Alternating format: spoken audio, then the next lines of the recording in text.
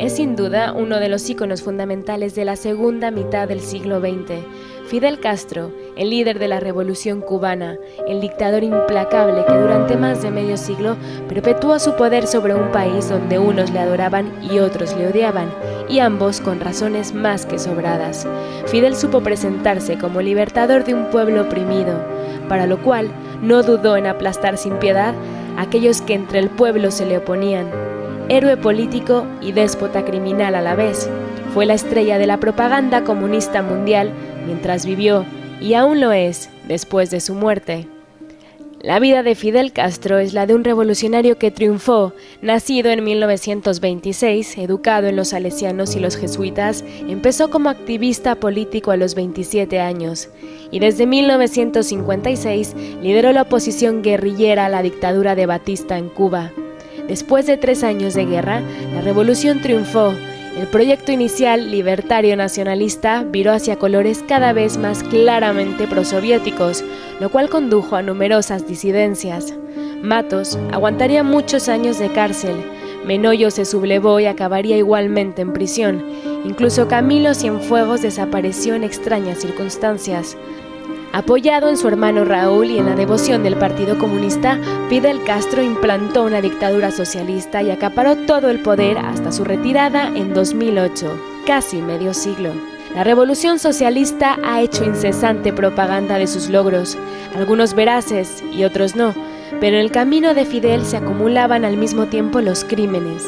La organización Archivo Cuba, con sede en Miami, señala, por ejemplo, que en el más de medio siglo que lleva la revolución se fusiló a 3.116 personas y otras 1.166 fueron ejecutadas extrajudicialmente, aunque reconoce que es muy difícil saber los números exactos. Similar polémica existe por las detenciones por motivos políticos y las denuncias por desapariciones. Sus registros indican 123 desapariciones, 315 muertes por negligencia médica y 146 suicidios por causas políticas. Pero ni siquiera la ONU tiene un registro específico y Cuba no realiza informes anuales al respecto. Lo que sí se sabe es que cerca de 1 millón de personas se exilió de Cuba desde el momento de la revolución. Una cifra aterradora si se tiene en cuenta que la población de la isla en aquel momento era de en torno a 6 millones de habitantes. Hoy Fidel, muerto en 2016 con 90 años, sigue siendo para muchos un héroe, pero cada vez son más visibles sus rasgos de villano.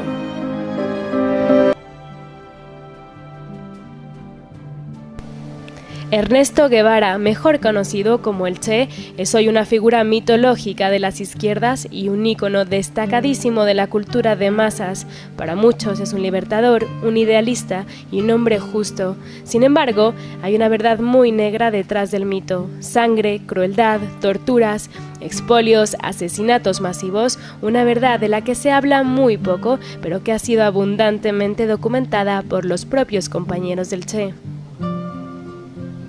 En sus escritos de juventud confesó Ernesto Guevara, de origen argentino, la brutal radicalidad que le animaba.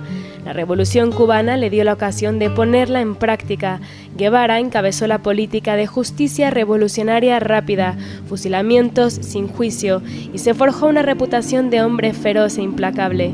Durante los años de la revolución, entre 1956 y 1959, aplicó una represión feroz sobre los enemigos e incluso sobre sus mismas filas. Él mismo cuenta ejecuciones por su propia mano y se describe como sediento de sangre. Después, Fidel Castro le puso al frente de la fortaleza de La Cabaña, en La Habana, y le nombró juez supremo de los tribunales revolucionarios. Desde ahí dirigió el Che la represión en nombre del nuevo régimen con una directriz muy clara: no perder el tiempo en convenciones burguesas y aplicar la justicia revolucionaria. Las muertes se contaron por centenares. Él mismo lo dijo nada más que en la ONU, en Nueva York. Fusilamientos, sí, hemos fusilado. Fusilamos y seguiremos fusilando mientras sea necesario. ¿Y a quién fusilaba? A todos los elementos que considerara contrarrevolucionarios. En el mismo movimiento, Guevara inauguraba el sistema de campos de concentración del comunismo cubano.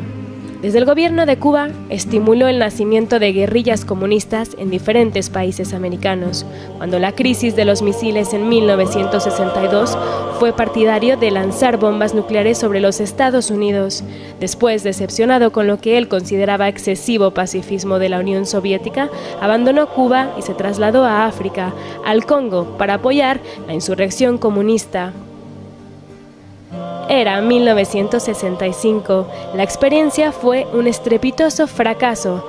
Regresó a Cuba en secreto y preparó su siguiente golpe, Bolivia.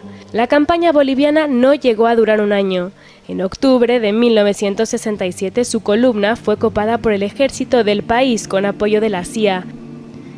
Herido en la refriega, Ernesto Che Guevara fue capturado y ejecutado sin juicio el 9 de octubre de 1967.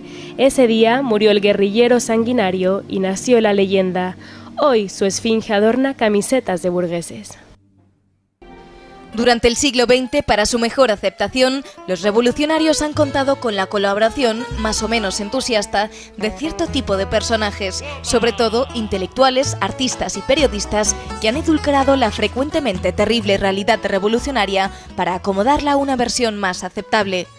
La Revolución Soviética contó con la impagable colaboración de un periodista norteamericano, Walter Duranty, quien fue galardonado con el premio Pulitzer por una serie de reportajes sobre la Unión Soviética en los que aseguraba que eran muy exageradas las informaciones sobre la Ucrania de 1932, cuando en la realidad estaban muriendo millones de campesinos literalmente de hambre por causa del gobierno.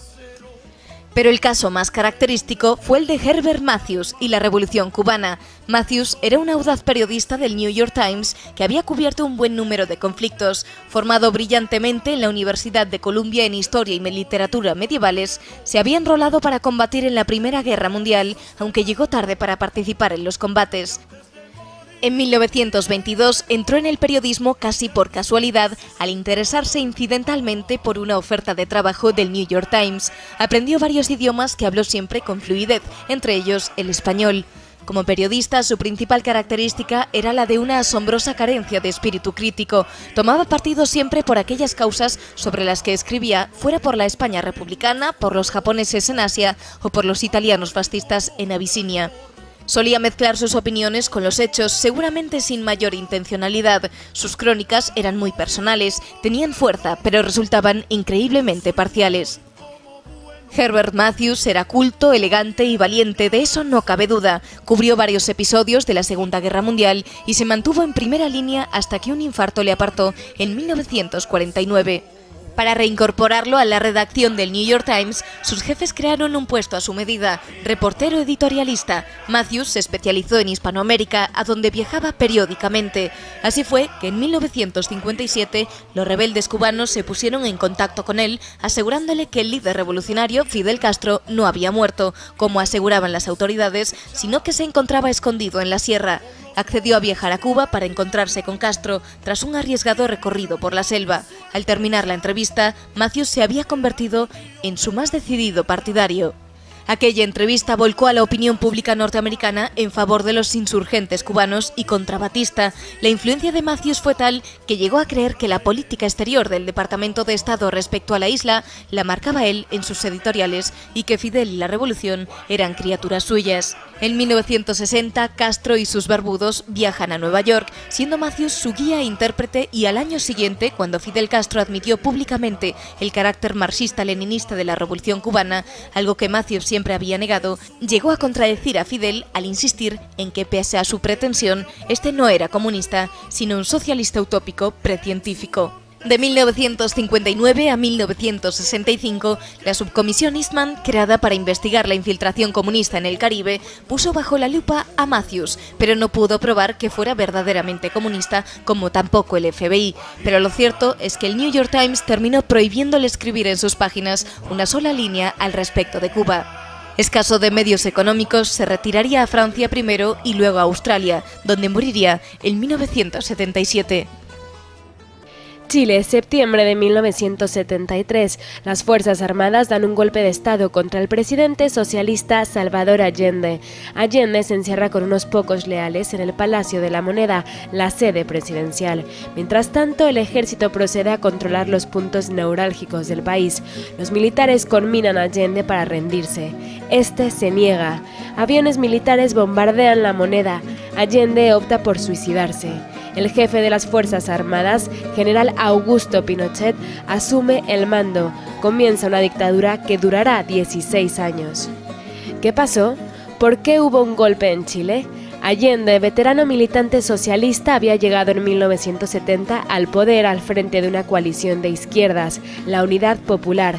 Desde tiempo antes, los Estados Unidos y la Unión Soviética estaban moviendo sus hilos. La Guerra Fría no había terminado e Hispanoamérica era campo de batalla. Los norteamericanos intentaron impedir la victoria de Allende.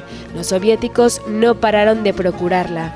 La victoria de Allende fue exigua, apenas 39.000 votos de diferencia, pero pudo conquistar la presidencia y anunció un programa muy claro: estatalización de los sectores claves de la economía, radicalización de la reforma agraria, nacionalización completa del sector del cobre, aumento general de salarios, emisión masiva de moneda y congelación de los precios de los productos de uso cotidiano. El experimento podría haber funcionado, pero el aumento general de los salarios, sin más respaldo que el papel moneda, y el estancamiento deliberado de los precios hicieron estallar la economía. El déficit público se multiplicó por 3. A finales de 1971 ya había desabastecimiento en los mercados. Comenzaron las manifestaciones de protesta mientras la izquierda radical agitaba las calles. ¿Qué hizo Allende? Extremar su política e invitar a Fidel Castro a Chile. La atmósfera de revolución era evidente. A la altura de 1973 la situación era insostenible. Un decrecimiento económico del 5,57%, una inflación del 606%, una caída salarial media de 38,6%. En 2 años y medio, Chile estaba arruinado. Hubo elecciones legislativas, las ganó la derecha. Allende, sin embargo, no rectificó. En agosto de 1973, mientras la violencia se adueña de las calles, el Parlamento denuncia a Allende por sus incumplimientos de la ley y apela a los militares para que pongan fin a la situación. Allende propone reformar la Constitución con plebiscito, pero es ya demasiado tarde. El 11 de septiembre de 1973, aprovechando unas maniobras militares conjuntas con los Estados Unidos, el ejército da el golpe de Estado. Pinochet se había resistido hasta entonces a respaldar cualquier acción militar. Ese día, sin embargo, se puso al frente.